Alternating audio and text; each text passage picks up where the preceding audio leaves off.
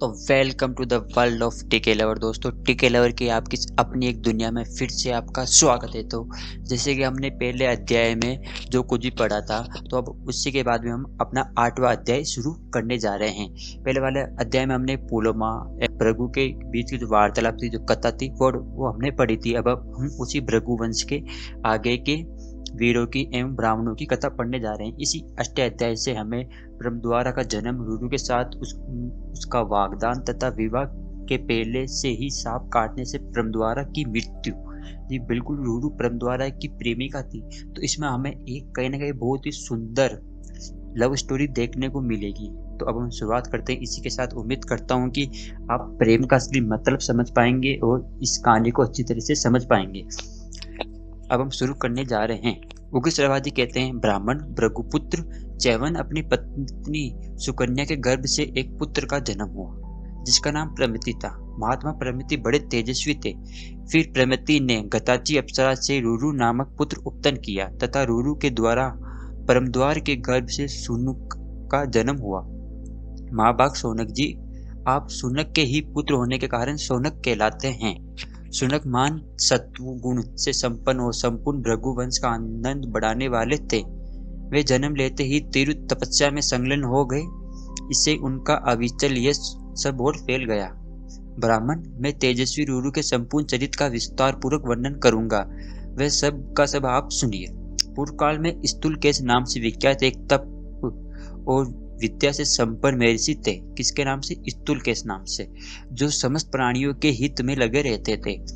विप्रेश, इन्हीं महर्षि के समय की बात है। गंधर्वराज विश्वास वसु ने मेनका के गर्भ से एक सुंदर संतान की उत्पत्ति की। भृगुनंदन मेनका अप्सरा ने गंधर्वराज द्वारा स्थापित किए हुए उस गर्भ का समय पूर्ण होने पर स्थूलकेश मुनि के आश्रम के निकट जन्म दिया था। ब्राह्मण, निर्दय और निर्लज मेनका अप्सरा उस नवजात गर्भ को वही नदी के तट पर छोड़कर चली गई थी। तदंतर तेजस्वी महर्षि स्थूलकेश ने एकांत स्थान में त्यागी हुई उस बंधुहीन कन्या को देखा, जो देवताओं की बालिका के समान दिव्य शोभा से प्रकाशित हो रही थी। उस समय उस कन्या को वैसी दशा में देखकर द्विश्रेष्ठ मुनिवर स्थूलकेश के मन में बड़ी दया आई। अतः वे उसे उठा लाए और उसका पालन पोषण करने लगे। वे सुंदर कन्या उनके शुभ आश्रम पर दिनों दिन बढ़ने लगी। महाभाग महर्षि स्थूलकेश ने कर्म से उस बालिका के जात कर्मादि सब संस्कार विधि पूर्वक संपन्न किए।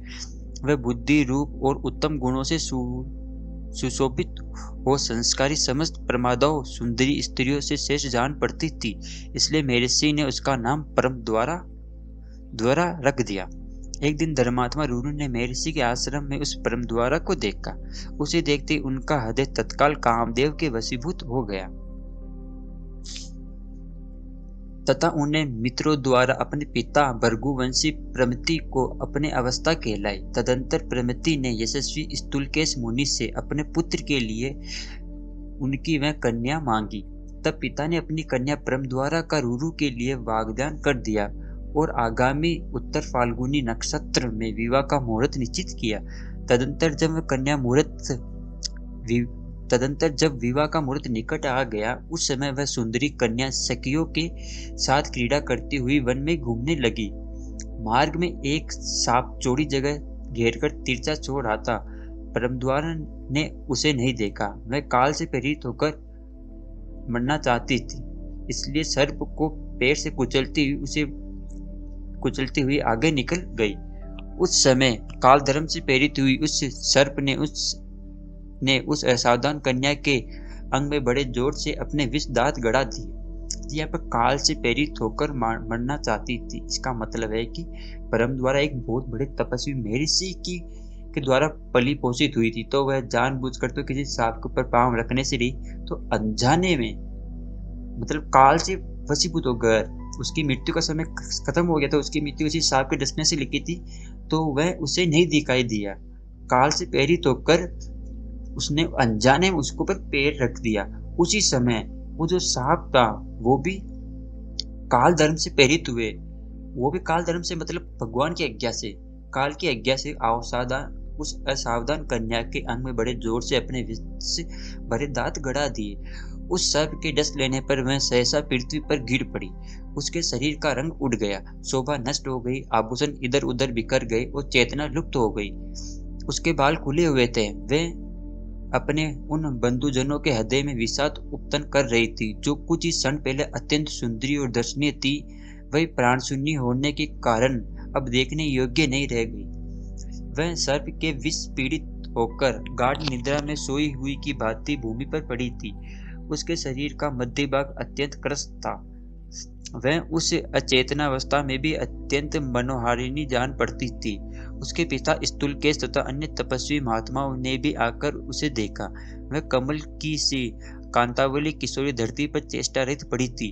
तदंतर स्वस्तत्रेय महाजनु कुशिक संगमेकल उद्दालक कंठ महायशस्वी श्वेत भरद्वाज कौणकुत्स्य आष्टीरसेन गौतम अपने पुत्र रुरु सहित प्रमति तथा उन सभी वनवासी श्रेष्ठ द्विजय दया से दर्वित होकर वहां आए। वह सब लोग उस कन्या के सर्प के विष से पीड़ित हुई प्राण शून्य हुई देख करुणावंश रोने लगे। रुरु तो अत्यंत आर्त होकर वहां से बाहर चला गया और शेष सभी द्विज उस समय वहीं बैठे रहे। उग्र श्रवाजी कहते हैं, सोनक जी, वह ब्राह्मण परमद्वारा के चारों ओर वहां बैठे थे। उस समय रुरु अत्यंत दुखित हो गहन वन में जाकर जोर जोर से रुदन करने लगा, मतलब रोने लगा। शोक से पीड़ित होकर उसने बहुत करुणाजनक विलाप किया और अपनी प्रियतमा परमद्वारा का स्मरण करके शोक में मग्न होकर इस प्रकार बोला, हाय, मैं कृसंगी बला मेरा और समस्त बंधुओं का शोक बढ़ाती हुई भूमि पर सो रही है। इससे बढ़कर दुख की ओर तो क्या हो सकता है। यदि मैंने दान दिया हो, तपस्या की हो अथवा गुरुजनों की भली भांति आराधना की हो, तो उसके पुण्य से मेरी प्रिया जीवित हो जाए। यदि मैंने जन्म से लेकर अब तक मन और इंद्रियों पर संयम रखा हो और ब्रह्मचार्य आदि व्रतों का दृढ़ पूर्वक पालन किया हो, तो ये मेरी परमद्वारा अभी जी उठे। यदि पापी असुरों का नाश करने वाले इंद्रियों के स्वामी जगदीश्वर एवं सर्वव्यापी भगवान श्री कृष्ण ने मेरी अविचल भक्ति हो, तो यह कल्याणी परमद्वारा जी उठे।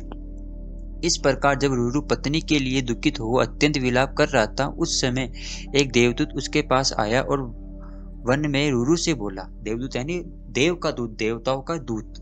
देवदूत ने कहा, धर्मात्मा रुरु, तुम दुख से व्याकुल हो। अपनी वाणी द्वारा जो कुछ कहते हो वह सब व्यर्थ है। अभी जो भी रुरु ने कहा था कि मेरे पापों से मैंने जो भी दान पुण्य किया, तपस्या की और जन्म से लेकर अभी तक मैंने मन इंद्रियों पर संयम रखा, उन सभी के व्रतों का पालन किया, उन सभी के पुण्य से अगर वो जीवित हो उठे तो हो जाए। लेकिन उसी समय देवदूत ने उन्हें आकर कहा कि रुरु, अभी तुमने जो कुछ भी कहा वो सब व्यर्थ है, क्योंकि जिस मनुष्य की आयु समाप्त हो गई उसे फिर आयु नहीं मिल सकती। यही विधि का नियम होता है। ये बेचारी परमद्वारा गंधर्व और अप्सरा की पुत्री थी। इसे जितनी आयु मिली थी वह पूरी हो चुकी है। अतः तात, तुम किसी तरह का भी मन को शोक में न डालो।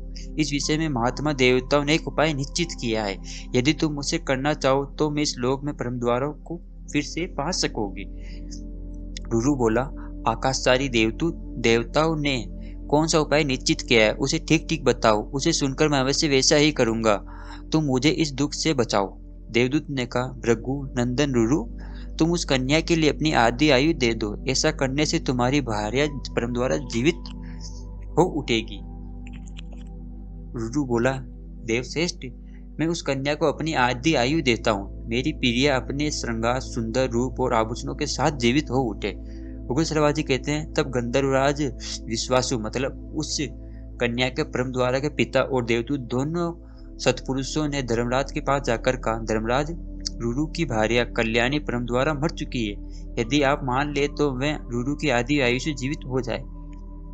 धर्मराज बोला, देवदूत, यदि तुम रुरु की भार्या परमद्वारा को जिलाना चाहते हो तो वह रुरु की आधी आयु से संयुक्त होकर जीवित हो उठे। उग्र श्रवाजी कहते हैं, धर्मराज के ऐसा कहते ही मैं सुंदरी मुनि कन्या परमद्वारा रुरु की आधी आयु से संयुक्त हो सोई हुई की भांति जाग उठी। जी बिल्कुल, अब आप सोच सकते हैं दोस्तों कि सिर्फ धर्मराज के ऐसा कहने पर, सिर्फ ऐसा कहने पर कि अगर तुम चाहते हो कि जो रूरू की भार्या परमद्वारा को जिलाना चाहते हो, रूरू की आधी आयुष, तो वो रूरू की आधी आयुष जीवित हो उठ जाए। उनका ऐसा कहते ही यहाँ मृत्यु लोक में वो परमद्वारा फिर से रूरू की आधी आयुष से जागृत हो उठी। सोचो ना, कितना सुंदर प्रेम है, ऐसा शायद ही संसार में कोई कर सकता है। तो हम आगे बढ़ते हैं। उत्तम तेजस्वी रूरू के भाग्य में ऐसी बात देखी गई थी। केवल उत्तम रूरू के भाग्य में ऐसी बात देखी गई थी, या बाकी के तो मृत्यु लोग में तो वैसा कोई तपस्वी ब्रह्मचारी नहीं, क्योंकि अभी सब जगह बेविचार फैल रहा है, तो ऐसा कोई महान पुरुष तो हमें देखने को मिल नहीं सकता। तो उत्तम तेजस्वी रूरू के भाग्य में ऐसी बात देखी गई थी। उनकी आयु बहुत बड़ी चढ़ी थी। जब उन्होंने भार्या के लिए अपनी आधी आयु दे दी, तब दोनों के पिताओं ने निश्चित दिन में प्रसन्नतापूर्वक उनका विवाह कर दिया। वे दोनों दंपति एक दूसरे के हितैषी होकर आनंदपूर्वक रहने लगे। कमल के केसरी से कांति वाली उस दुर्लभ भार्या को पाकर वरदारी रूरू ने सर्पों के विनाश का निश्चय कर लिया। अब देखो, जैसे उसे पता चला कि इसकी मृत्यु सांप के काटने से हुई है, तो उसने सर्प मारने का निश्चय कर लिया। अब उसे जहाँ कहीं भी कोई सर्प दिखता, वो डंडा उठाकर उन्हें एकदम फर्तधारी होकर उन्हें मारने लगता। वह सर्पों को देखते ही अत्यंत क्रोध में भर जाता और हाथ में डंडा लेकर उन पर यथाशक्ति प्रहार करता था। एक दिन की बात है, ब्राह्मण रूरू किसी विशाल वन में गए। वहां उन्हें डुडुम जाति के एक बूढ़े सर्प कुछ सांप को सोते हुए देखा। डुडुम जाति का मतलब सांप में भी अनेक प्रकार की कैटेगरीज होती है। जैसे कैटेगरीज का मतलब समझ, अलग अलग जाति के अलग अलग प्रकार के सांप होते हैं, तो उसी में से एक डुडुम जाति का एक कैटेगरी वाला सांप था। तो उसने उसको वहां पर वन में सोता हुआ देखा। उसे देखते ही उसका क्रोध का पारा चढ़ गया और ब्राह्मण ने उस समय सर्पों को मार डालने की इच्छा से कालदंड के समान भयंकर डंडा उठाया। तब उस डुडुम्बू ने मनुष्य की बोली में कहा, सांप ने मनुष्य की बोली में कहा, तपोधन, आज मैंने तुम्हारा कोई अपराध नहीं किया, फिर किस लिए क्रोध के आवेश में आकर तुम मुझे मार रहे हो? रूरू बोला, मेरे प्राणों की सम्मान प्यारी पत्नी को एक सांप ने डस लिया था। उस समय मैंने ये घोर प्रतिज्ञा की थी कि जिस सांप को देख लूंगा उसे अवश्य मार डालूंगा। उसी प्रतिज्ञा के अनुसार मैं तुम्हें मार डालना चाहता हूँ, अतः आज तुम्हें अपने प्राणों से हाथ धोना पड़ेगा। डुडुम ने कहा, ब्राह्मण, वे दूसरे ही सांप है जो इस लोक में मनुष्य को डसते हैं। सांपों की आकृति मात्र से ही तुम्हें डुडुम्बों को नहीं मारना चाहिए।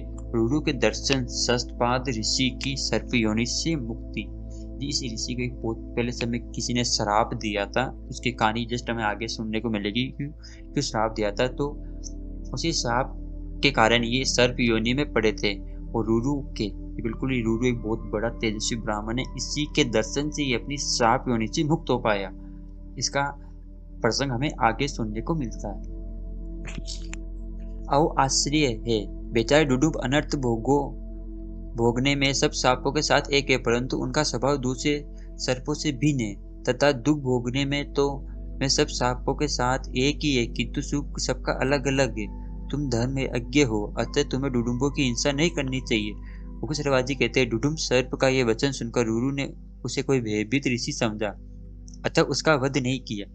इसके सिवा बड़भागी रूरू ने उसे शांति प्रदान करते हुए कहा, बुजगम, बताओ, इस विकृत सर्प योनि में पड़े हुए तुम कौन हो? डुडुम्ब ने कहा, रूरो, मैं पूर्व जन्म में सहस्त्रपाद नामक ऋषि था, किंतु एक ब्राह्मण के शाप से मुझे सर्प योनि में आना पड़ा। रूरू ने पूछा, बूझो कतम, उस ब्राह्मण ने किस लिए कुपित होकर तुम्हें शाप दिया?